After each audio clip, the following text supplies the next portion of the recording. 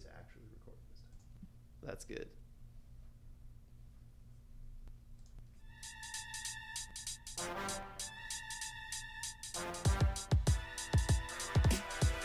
What's up, guys, and welcome to the Score eSports podcast. My name is Colin, your host, as per usual. In the booth with me today, we've got two fresh faces in terms of this podcast. Behind the boards, the master of recordings. It's Colton.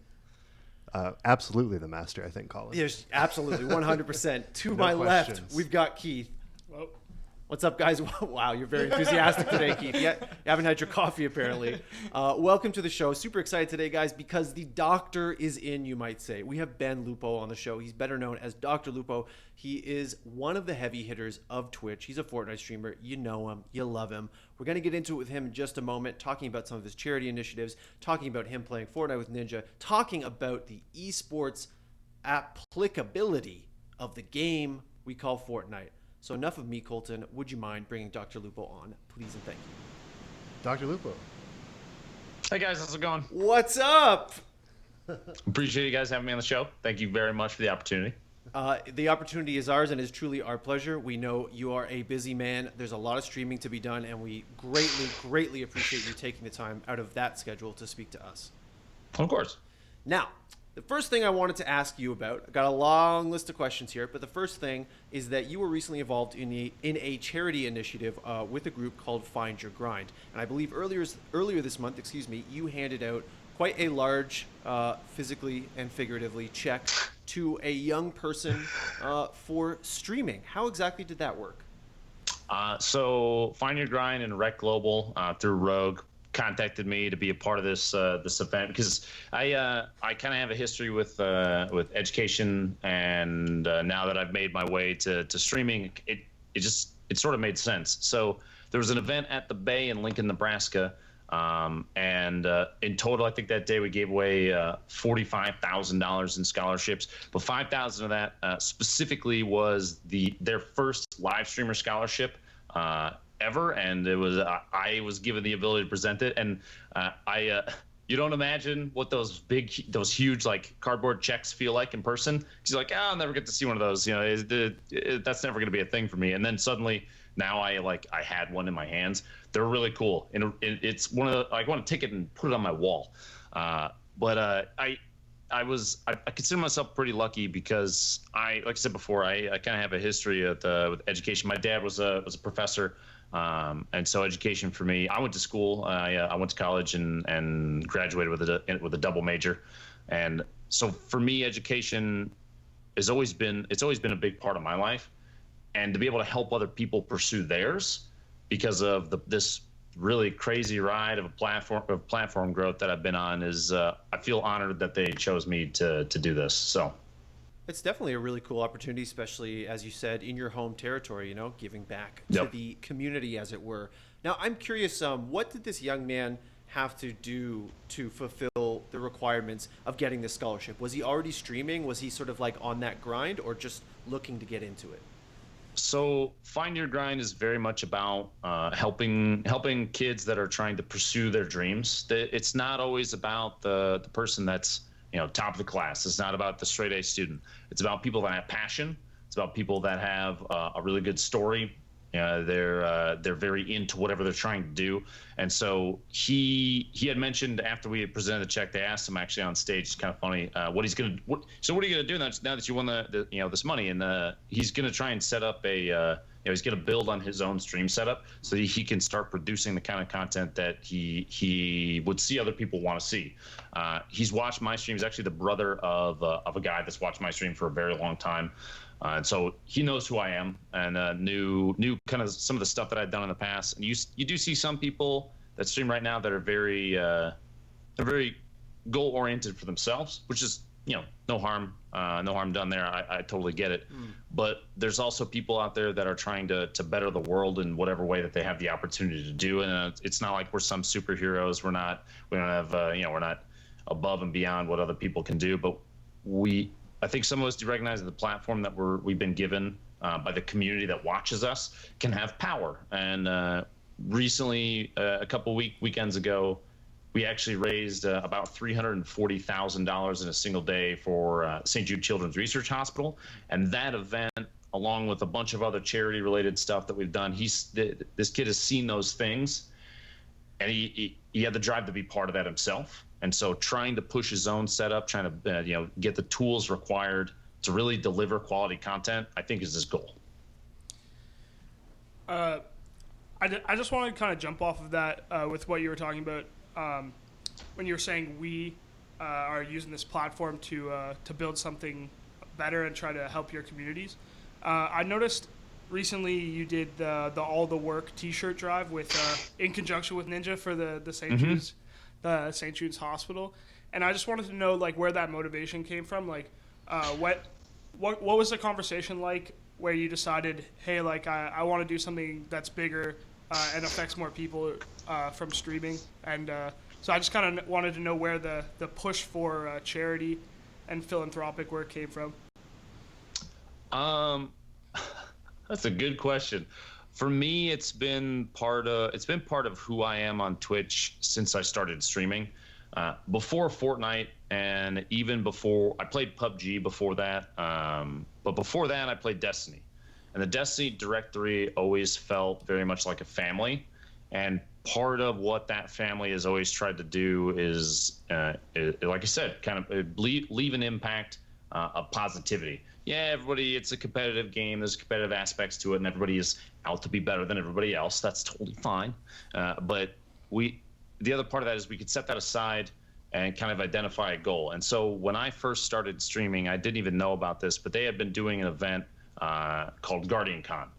And there was a full week-long charity stream where for 4-hour blocks, Destiny broadcasters rotated out. So 4 hours for one person, 4 hours for the next. And the first year that I was able to get involved, they gave me the midnight to 4 a.m.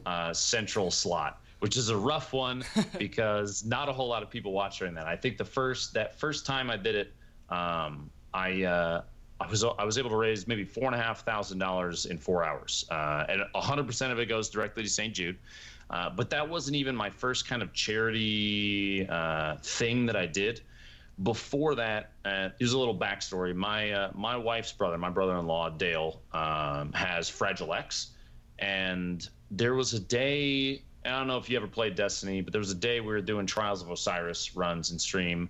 And a guy came in and talked a bunch of trash and like bet money that he could beat us. So I said, sure, absolutely, let's do it. And we, they kind of challenged me. If you win, then he was going to give me like $100. And I was like, if you win, I'll give you $100.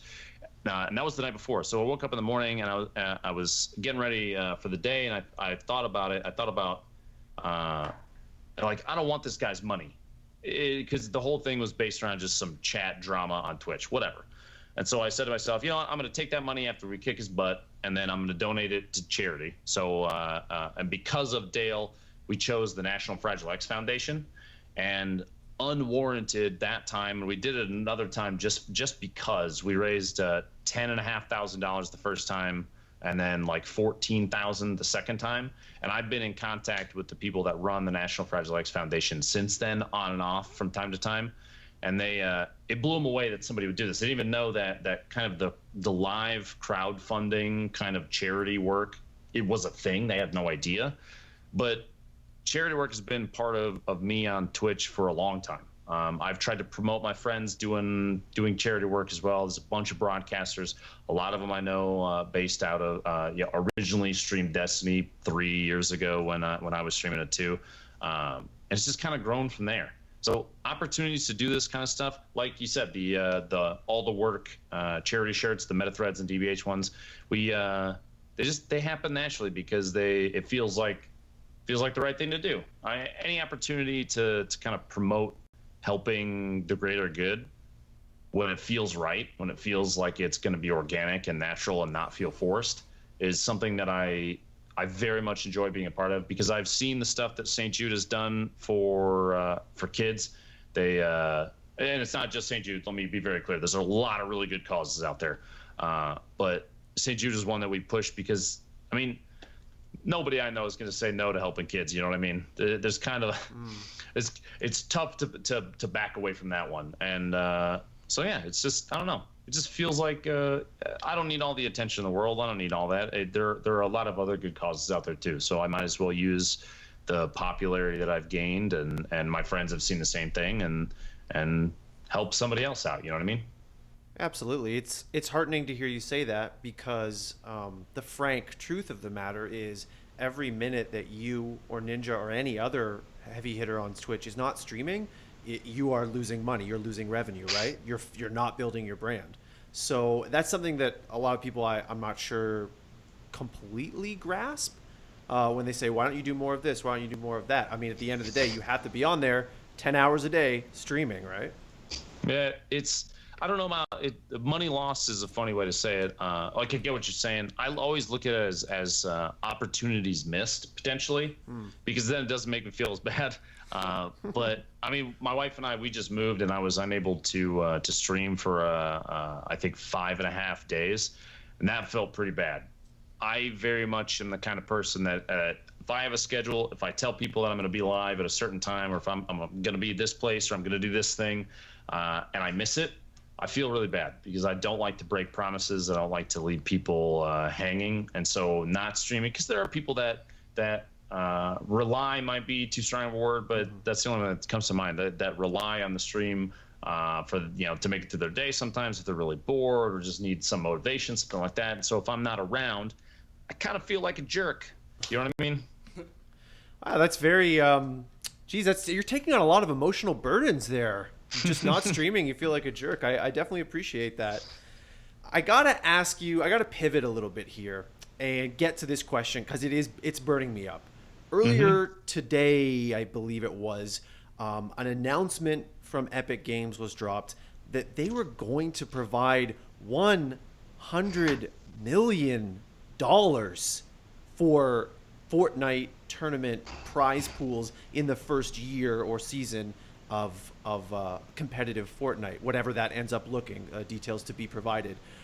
That is fucking mind-blowing, to be completely frank with you. Yeah, that's pretty wild. As someone who in this esports world that we come from, we often talk about the quote-unquote big three: League of Legends, CSGO, and Dota. And this number is, when I got the press release, I thought it was a million. I just took out some zeros, because how could it possibly be 100 million? That doesn't make any sense. What is your first reaction to this? It's kind of mind-blowing. Seeing the number at first, I had to triple check that I was counting the zeros appropriately, because you're like 100, that can't be right. It's got to be like 10 million or 1 million, right, for a full year of events. $100 million that's insane. I'm curious where all of it is gonna go, because plus they were kind of unclear in the wording a little bit. They didn't really say is like 100 million over the course of it's a full year, but how many events is that? Are they funding little tiny ones and major ones as well? Is it going to be bunched into? Is it just official Epic supported events? Is it can people apply for portions of that to use at their own events? Where you see what I'm saying? Where is the money necessarily going? How's it going to be disseminated among whatever number of events it's going to be? At that point, per event, how is it going to be compartmentalized? Is it up to the event itself? There's a lot of questions. There's a lot of questions based around how things are going to be kind of diced up. But even above all that, it's $100 million. That's insanity. It also kind of threw me for a loop, because it's not what I expected necessarily. Kind of the way that I've seen things going with like the Ninja Vegas event and a number of other kind of tournaments that have come up, or just events in general. They've been very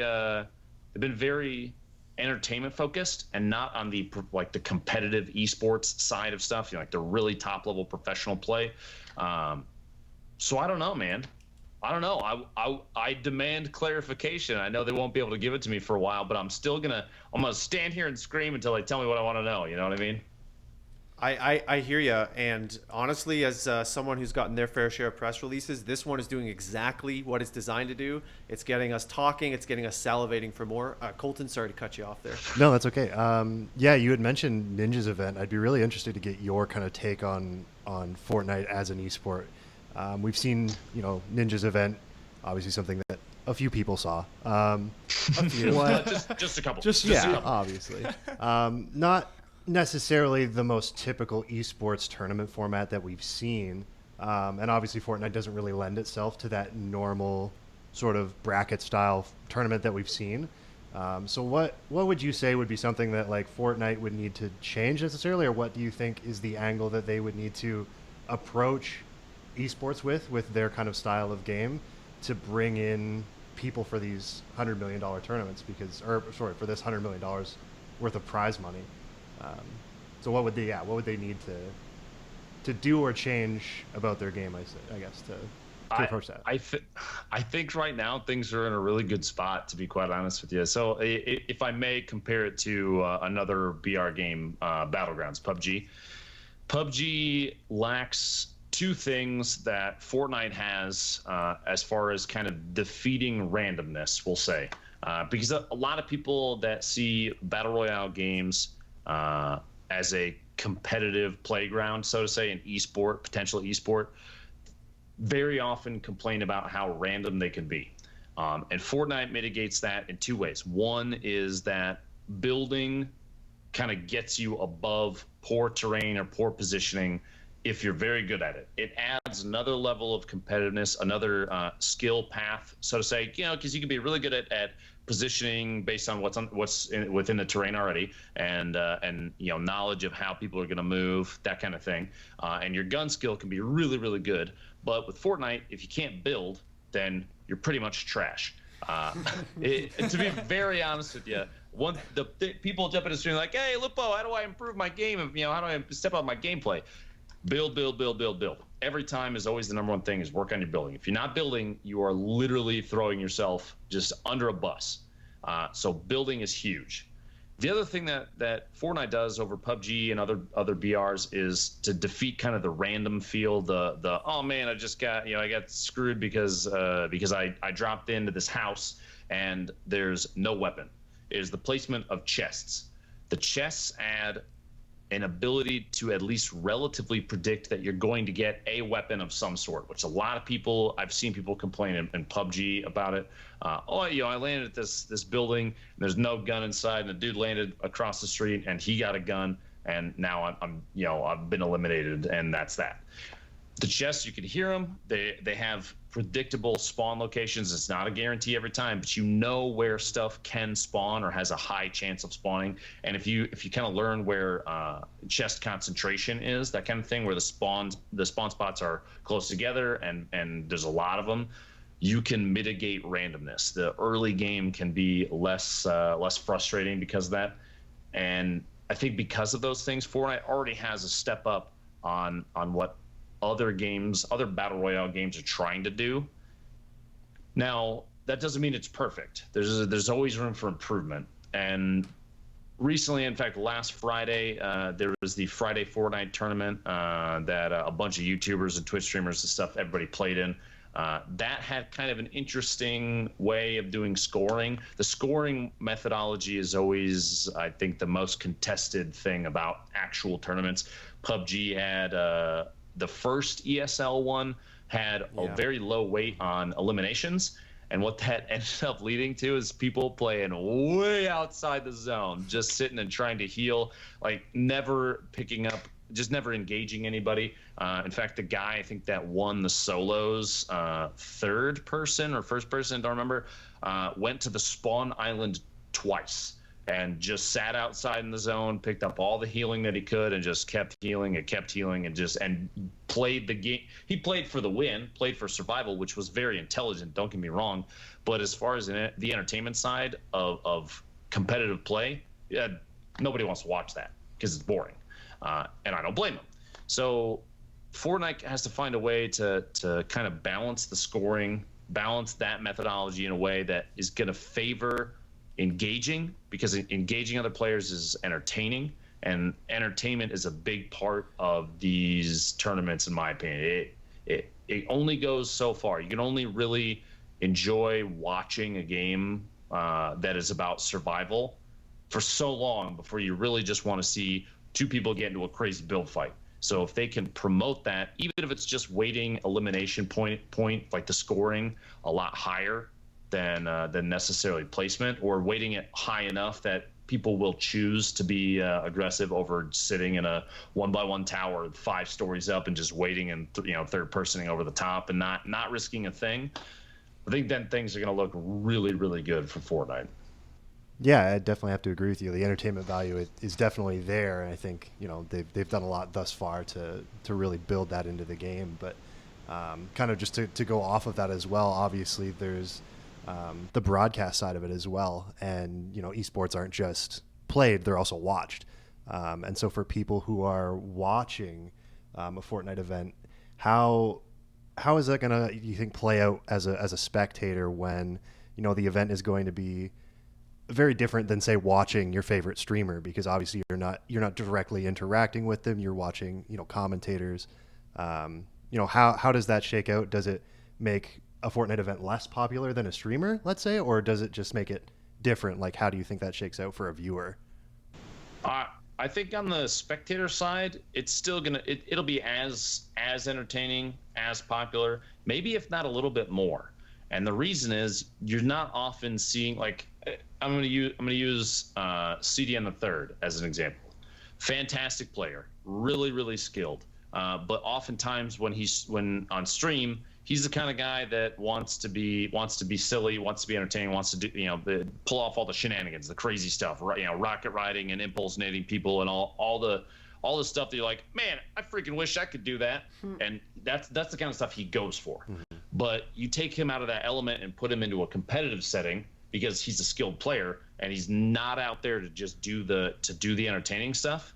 People aren't used to seeing that, right? So they're going to want to see that. They're going to want to see these their favorite streamers and favorite players and all that. They're going to see them try and push the envelope in terms of their focus and competitive nature, because I think that a lot of us don't embrace it all the way. Some guys do, some broadcasters do, and that's fine, but not everybody does. And I think that change of gameplay is going to be key for bringing viewership in like crazy. And I think they're going to be pretty popular, man. I don't think people are going to sleep on them. Okay, I like where you guys are going. I get what you're saying. But I'm not going to lie, when you talk about Battle Royale esports, the first concern that pops into my head is the physical logistics. You mentioned the PUBG tournament at ESL, or rather that ESL held, and from what I heard, that was nuts. That was like 100 people. The rigs were going crazy. The air conditioning wasn't enough. People were getting sweaty and hot, and it's just like, I can't even imagine what that did to ESL's bottom line for that tournament, providing that many rigs and that much logistical support for those many human beings. So when you guys talk about like the viewer experience and stuff like that, that's obviously paramount. But I have concerns about TOs, how they're actually going to do this. Now, $100 million helps. It doesn't hurt, but that's where I stand. I don't know, Ben, if you have like a magic solution for that you'd like to share with us. If I had a magic solution for that, I would be a millionaire already, to be quite honest with you. That's a tough one. You got a lot. You stick all those people in one spot with all those computers and everything, and there's going to be a high demand for. You don't want people to be uncomfortable, obviously. So I don't know. If I figure it out, I will bring you in on it. We'll write up a contract. We'll make $1 billion in a heartbeat. I guarantee it. Okay. You swear I'm in on that, right? Oh yeah. Okay. All right. It's a binding contract. Don't worry. All right. I appreciate that. Of course.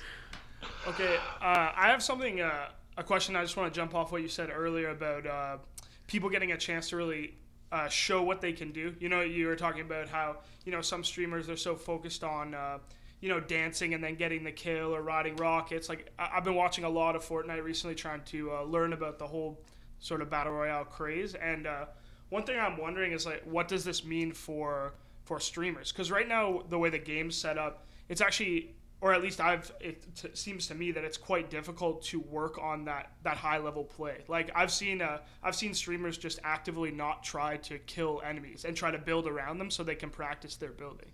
So if you're a Fortnite streamer and you're seeing this $100 million number and you're going, wow, like I would really like to get into this esports wave, how are you gonna go about improving your skills? Is it even something that's worth doing? Like someone in your position, are you gonna try to be a Fortnite esports player, or does it just make more sense to stream? It depends on what kind of promise is involved. The potential to win these. I mean, as soon as you see $100 million, everybody that thinks they have the ability to compete is going to go, well, looks like I'm just about to become a professional Fortnite player. Everybody's going to jump on board, and I don't blame them. But like you said, it's tough to kind of it's tough to build your competitive abilities, like to really focus, like you said, the complex building and all the mid-fight edits, all that stuff that you need to be able to do to be really competitive. It's tough to do that right now because we don't have necessarily a play space to just be like, all right, me and Cypher are going to hook up. We're like, all right, gather a whole bunch of materials, meet me at this spot, and then let's fight each other and see who wins, and just practice that over and over again. So what I know some people are doing is essentially the same thing as what some broadcasters face, stream sniping, where you're watching the stream, you're a viewer, you have Fortnite up, and you see that they just queued for solos, and you queue at the same time because you want to get into their game.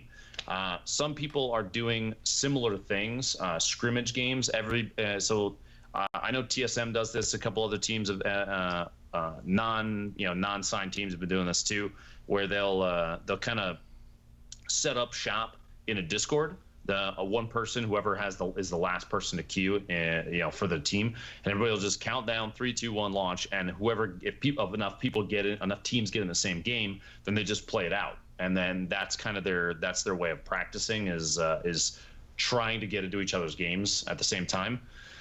It'd be nice to see private matches become a thing, but that's tough to do with a server-based game like this. Epic would have to start handing out the ability to do custom matchmaking keys, and I don't think that they're going to do that anytime soon, just like willy-nilly. They're not going to give people access to do that sort of thing. But maybe I'm wrong. I want to be wrong, because it'd be nice to be able to see these pro teams accelerate and start building their own skills. Now, as far as me, I'm 31. Not that that's outside of the wheelhouse of being able to compete, but let's face it, man. If you're up against kids like Myth, who I think he's 18, 19, something like that, he's like a robot in comparison to me. He's so much faster, it's terrifying. Now, maybe with more experience comes the ability to strategize a little better or outthink, something like that. I feel like if I really focused, I might be able to get into it. But I don't know. I don't want to say yes or no either way. We'll see what happens. Right. Okay. Well, sort of to jump away from the competitive Fortnite for now, just because we don't exactly know where that $100 million is going yet. I'd like to talk about Fortnite a little bit as a streaming game, because that's what you're doing right now. That's probably the biggest part of your life right now. So I want to know just at the very least, like, why is it so great for streaming? It's obviously gone crazy. It's gone crazy on Twitch, and it's gone even crazier on YouTube. So, like, what is it, from your perspective, that's making people flock to this game and want to watch people play it all day? I think Epic has done a number of different things that all have just clicked magically. One is they're kind of promoting, so like you said, the growth on Twitch has been crazy. They do the whole Twitch Prime skins and like all the cosmetic stuff in game. If you have Twitch Prime and you link it to your Epic Games account, you literally just get free cosmetic gear. Everybody loves that. It's a free game. You probably already have Twitch Prime if you watch it on Twitch at all. And so, hey, I might as well just do this and spread the word about it, because you can get this stuff without having to do a thing. So that's a big piece of it. I think that, like I was saying before, the shenanigans, the silly stuff, the rocket rides, the launch pads, and impulse-nating your friends off of mountains like Ninja repeatedly does to me, and then I get it back. People love watching that.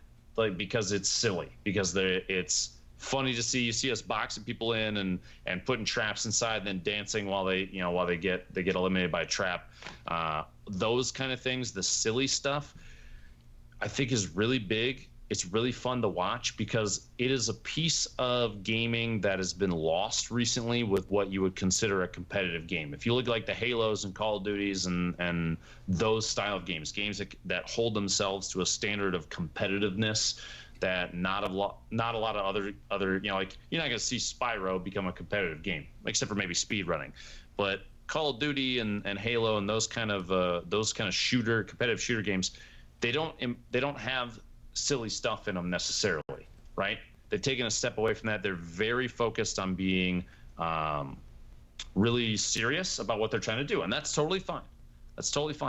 But Fortnite still feels like a game. When I sit down and play it in the morning, I'll start my stream and do the first couple games, call them throwaways, because you're gonna get wrecked the first couple games. I'm always kind of thinking, hey, I could pick this weapon up and do something silly with it because I haven't done it in a while. I'll take like a sticky nade and try and throw it all the way across the map and see if I can hit somebody in a really silly way, because that's just what Fortnite is. It's still the fun side of it. Embraced the fun side of gaming, and I desperately hope that Epic never loses sight of that, because I think that's a big piece of their game. Now, watching it on Twitch and YouTube, it has battle royales in general, I think, are super popular because they kind of deliver an episodic feel to the viewer. As a person that watches streams, you can jump in to any given Fortnite stream at any time, and there's a pretty good chance that if you have a 20-minute block of free time, you can watch an entire game start to finish, even a win. And that's because every time it's a reset, you have totally new gear, you drop it into a new spot. So as a viewer, you feel like you're part of we'll call it a storyline of the game, or storyline within the stream. You're part of that episode of the stream. That episode contains one game of Fortnite, and you get to experience the whole thing. A story-based game, not that they're bad in any way, but it is more difficult for a viewer that maybe hasn't seen. Maybe if you missed the first couple episodes of a stream of Legend of Zelda, then you're not gonna, and you've never played a Zelda game before, you're not gonna be able to get into it as easily because you missed all the beginning stuff. So you're like, hey, why is this, and how did you get that, and where did you go here yet? That kind of stuff creates a disconnect for a viewer. Not Fortnite. Fortnite and BRs in general. You jump in, you get to experience the whole story for an episode, start to finish, because it's a game, and you get to feel like you're part of something. I think that is massive for viewership. Right, yeah. So I'm actually glad that you brought a lot of that stuff up, especially the sort of just relative playfulness of the game compared to like other major Twitch games over the last few years. And I wanted to ask you about how Fortnite's kind of become, at least for my generation, sort of like this cultural thing. Like all of these celebrities are now in on it.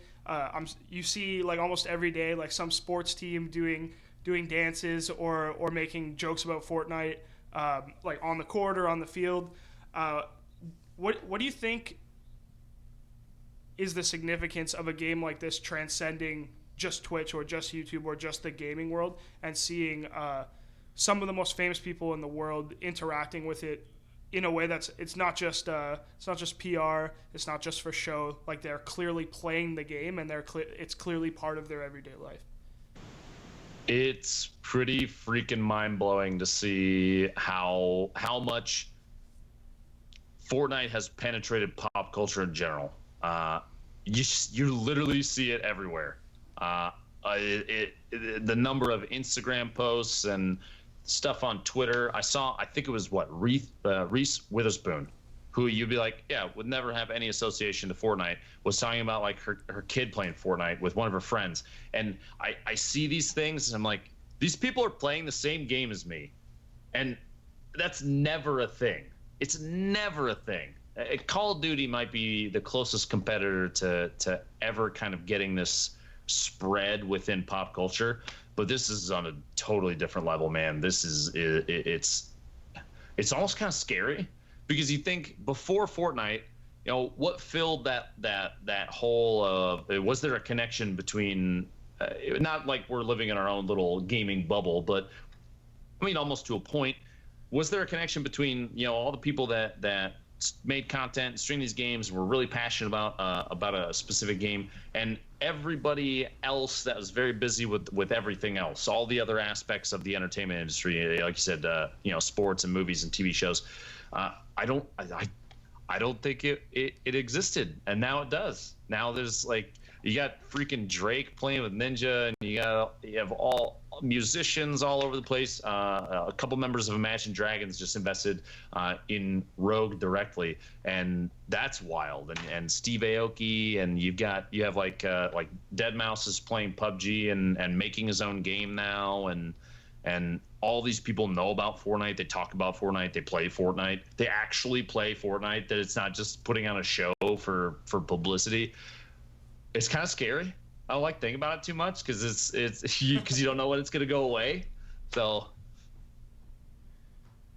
Well, I have some bad news for you. If it's scary and you don't like thinking about it too much, you are not going to love my next question. Because I'm definitely gonna ask you something that is impossible, and I feel bad for asking, but I must do it anyway.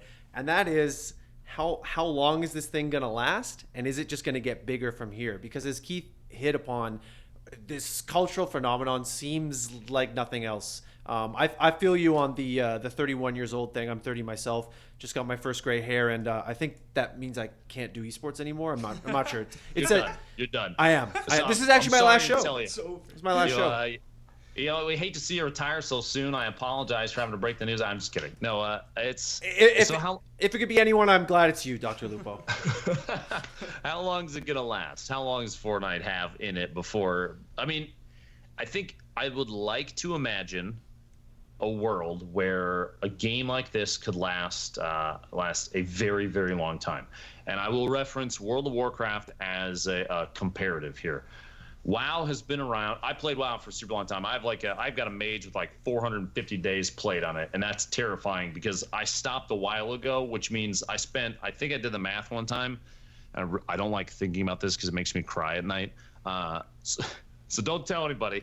But it's like at one point, an eighth of my life was logged into the game, and World of Warcraft has been around for years. So if a game like that can exist for a long time, if any game can exist for a long time in the capacity that it does, I think Fortnite can do the same thing if they play their cards right. If they let the game evolve and grow and change in a way that feels organic. They cannot force things, and I think that's why it has taken a long time to get kind of a professional level support. Like you're talking about the $100 million announcement from Epic. That's a big piece. I would say because of that announcement alone, Fortnite will continue to exist at least through 2019. So we're good to go there. I don't think there's any concern of that. On top of that, Twitch Prime Pack number 2 to me says that there's going to be a lot more of that stuff coming down the pipe over time. We have not yet begun to see the beginning of what they can do. They haven't even started with. I'll bet you that weapon skins for each individual player become a thing. They do it in H1Z1. They're doing it in PUBG. I would blow my mind if Epic saw that and I don't think we're gonna do that. That seems like too much money. You know what I mean? My wallet is literally already crying on my desk thinking that might be a thing. So. Because I'm the kind of guy that buys it all, dude. I buy every single all the stupid skins, all the really cool skins. It is impossible for me to stop. So because of that, I think that they have something real special. Now, what might stop it in the future?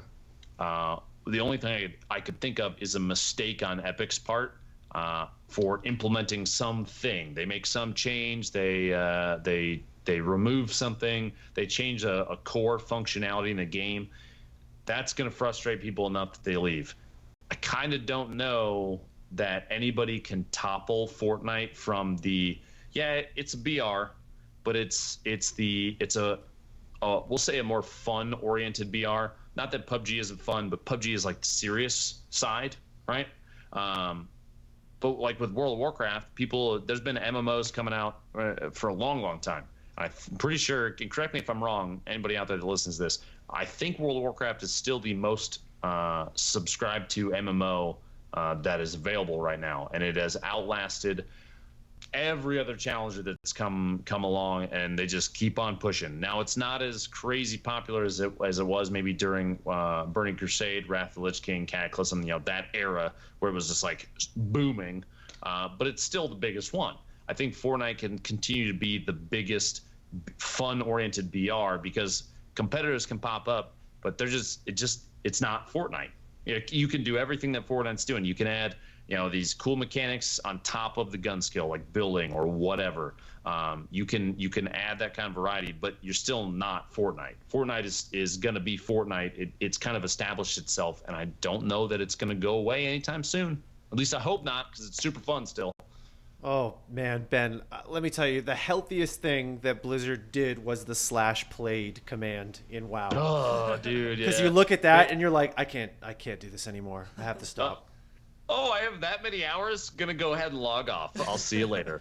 Did it do it in just hours, or did it convert it to days? I can't remember. It did days, dude. Oh. It did days. It showed you the days. If it's hours, you could be like, oh, man, I don't really know math. That's probably not that much, but oh, how unfortunate. I also have a mage that I don't remember my Blizzard or my World of Warcraft account, but if I ever do and I ever go onto it and I check it, it's going to be the end of me.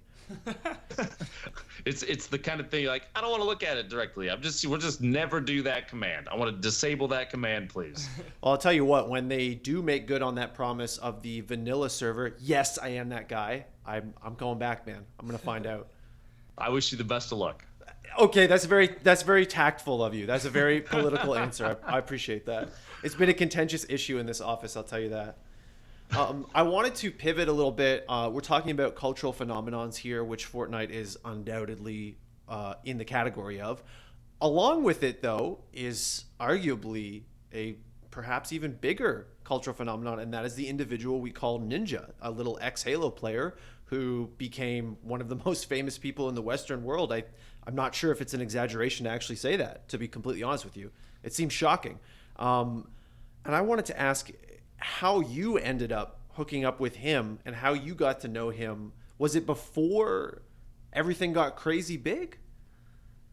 Yeah, I met Tyler in Battlegrounds, actually. That period of time, maybe the 8-month window where PUBG was my go-to game to stream. There was a day, and if you played a BR game, you know that they don't stick the names over your target. Like, you don't know who you're fighting until after one of you eliminates the other person. And so I was playing solos. It was only third person at the time. This is way back in the day. I think last April or May. I was north side of Pachinki. There's that, if you play PUBG, you know exactly what I'm talking about. There's that 3-story, it's the garage building with the 2 balconies, the one all the way up on the roof, and the second with the big second one, all the windows facing down into Pachinki. And to the west of that, between the church and that building, there's like a tree right there that just kind of like by itself, or at least when this happened. I think they've added more foliage there since then.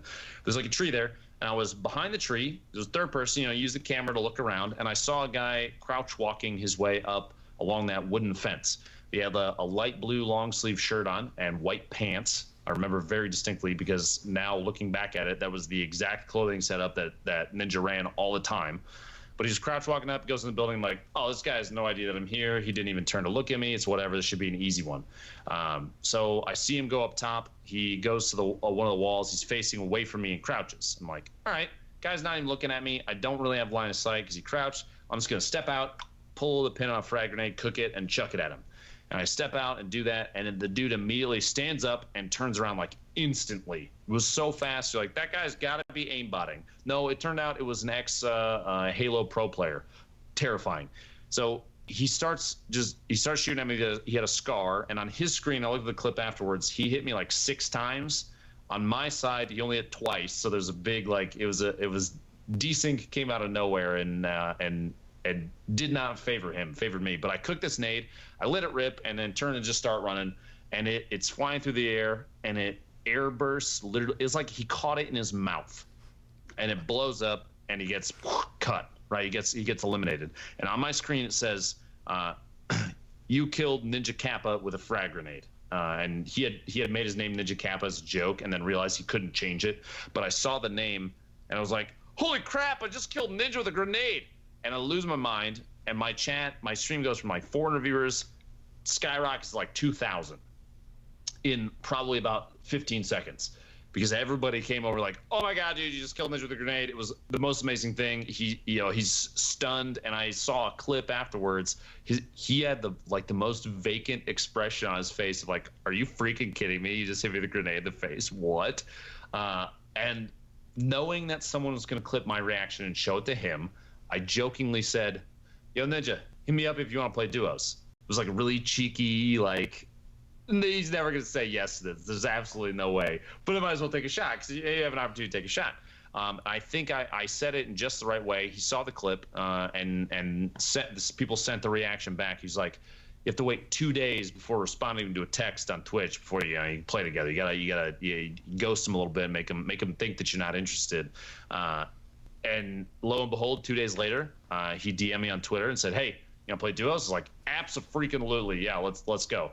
And the first time he and I played PUBG together, we were freaking tearing it up. I think we played like 10 games. We won like 7 of them.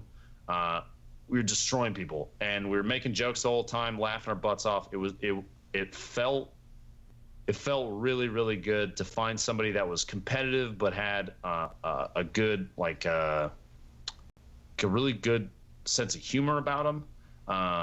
And over time, he's obviously now, I mean, at that time, I think he had like 7,000 viewers, 5,000 to 7,000 viewers on average, which was very, very big.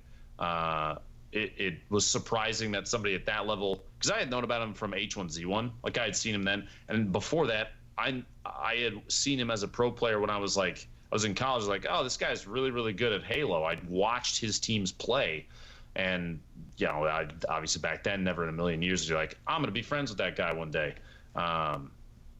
But yeah, he and I started playing together, and things just clicked. And so I had started to become friends with a very, very good player, and somebody who now behind the scenes is by far one of my best friends. He's been around for a lot of stuff. He's helped me out with a lot of issues. When my dad passed away, he was gonna fly out for the funeral and everything. And actually, that whole event was really sucked because his flights got delayed. It was super windy in Chicago, and his flight got delayed like 6 times to the point where he would have been arriving when things were like done already. So that ended up not panning out. He felt really bad about that. But he's been a good friend of mine for a long time now. It feels like far longer than a year and some change, but I don't know. It's been interesting to see the way that he's grown, and Fortnite has been very successful for him. People enjoy watching him because he is terrifyingly good. Something I don't tell him. I'm a little jealous. But you see the stuff that he does, like there's no way that any human being can do that consistently. And yet here we are, he's doing it consistently. There's a lot of people that are really good, but I don't see very many, if any, other players routinely doing the insane shit that he pulls off. Wow. That was quite the introduction. Like the whole PUBG scenario was just a vivid recollection. That's a great origin story. Yeah, it was honestly just a tremendous origin story. I just wanted to ask you a bit about, because obviously, like you said, he's like a terrific player, and it's clear on stream. But I wanted to ask you about the way, like, his rise to prominence and Fortnite's have kind of been hand in hand, right? Like, he's gotten bigger as the game has gotten bigger. And I think a lot of it goes back to what we were talking about earlier with just the relative playfulness of the game. And so on the topic of Ninja and how close you say that you guys are now, I want to ask you about Ninja's personality and Fortnite's personality, how those two things mesh, and how his skill level at the game combines with his sort of on-screen charisma in terms of making him successful and clearly other people around him successful, because it seems like it seems like every week there's more and more people getting together, playing squads, creating this whole big community almost. It's sometimes I look at it and I think, man, did Epic just make this game specifically for him? His personality on stream and the way that the game is played at a higher entertainment style, those two things, they go hand in hand. It is difficult for me to imagine many other broadcasters playing that game at the level that he does, with the shenanigans, the jokes, and all the crazy stuff that he does. It's difficult for me to imagine anybody else kind of filling those shoes. It'd be cool to be he's so popular. He's terrifyingly popular. I sometimes wonder if anybody else could kind of handle that. But I don't know what's necessarily next for people too. You said his personality on stream and the way that the game is played, they definitely do go hand in hand. And as he's gotten more popular, as the channel and the stuff that he's done, and the people that come along that have been able to grow with him, as all of those people have gotten more popular, and even Fortnite in general, the things they do and say are scrutinized more and more too. And that's kind of maybe the one of the negative sides of the growth, is that you can't slip up. If you slip up, people will hear about it. Especially, like you said, he might be one of the most well-known individuals in pop culture right now because of Fortnite's reach. So that says a lot. It says a lot about the way the game has kind of spread. It says a lot about how the choices that he's made have been a majority positive, correct ones. That everybody makes mistakes, everybody slips up, and that's okay. It's part of being a human being. But he's continued on kind of this upward path on the in the entertainment industry that I haven't really seen. I can't think of anybody else that's done it like he's doing it right now. He's talked to more people in more different, he's talked to more people in different avenues of life, different paths of life than I think very many people have had the chance to do. And I think so far he's stayed true to himself. He hasn't changed at the core of who he is. He hasn't changed who he is. You understand? He's still Tyler. On stream, Ninja and Tyler, I think, are two slightly different people, but he's still the person that he has been for a long time. And maybe if anything, he's tried to improve who he is, because he's cleaned up a lot of even this content on stream. I watched a PewDiePie video. Forgive me for I've sinned. No, I'm just kidding. I watched a PewDiePie video about Ninja talking about bullying or whatever, and it's cutting to clips from 5 years ago, where he's trash talking people in H1Z1, and then cutting to clips of the last 6 months from Fortnite and kind of comparing to it. I mean, obviously it's an unfair comparison, but what it did do is show the growth of a human being as an individual. Obviously, he identifies now as he's gotten older and more mature that, you can't really say some of the stuff that he used to say, and I think that's good. I think that it's been a learning. It's been a good learning opportunity for Tyler as a person. Right. I think I've seen, even as a viewer, I've seen some of that. Just listening to him talk about, and actually all of you talk about, how you have to handle yourself on stream and reducing how much you're swearing and acknowledging who's watching you and that kind of thing has been very interesting as a Twitch viewer.